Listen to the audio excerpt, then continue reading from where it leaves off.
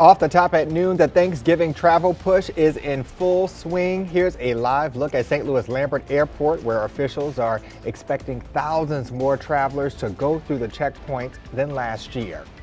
And here's another live look at the traffic on Interstate 64. This is in Chesterfield. We know 90% of the holiday travelers are driving.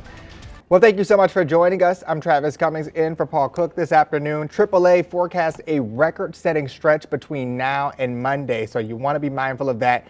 5 on your side, Holden Kowicki is live at Wally's, the home of the Great American Road Trip for you. He's been talking to travelers. Holden, what are they saying? Yeah, Travis, I was out at Lambert yesterday, and the question I kept getting from everyone was, where is everybody? Well, I think I found them today. They're down here in Fenton at Wally's, where when I pulled up about an hour ago, each one of these gas pumps behind me was completely full. I've been coming down here for years. That's something I can say I have never seen before. The manager here at Wally's, though, told me that they weren't doing anything special for the holiday rush, but AAA is forecasting a record-setting holiday stretch between now and Monday. An estimated 82 million Americans will venture at least 50 miles from home, surpassing last year's record by nearly 2 million people. They're predicting almost 90% of those people are going to drive, and about 6 million people will fly. The FAA expects today to have the most flights for the holiday period, but I spoke with one traveler who said he'd rather be behind the wheel.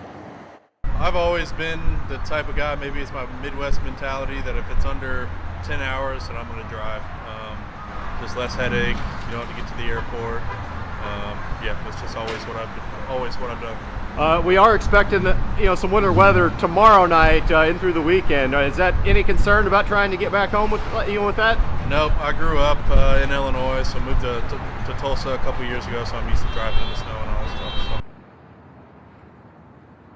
Gas Buddy sees things a little bit differently than AAA does. They're questioning whether the economic conditions may keep people closer to home this holiday season. Looking around, the price of mid-grade, premium, and diesel fuel are all about 20 cents higher than this point last year.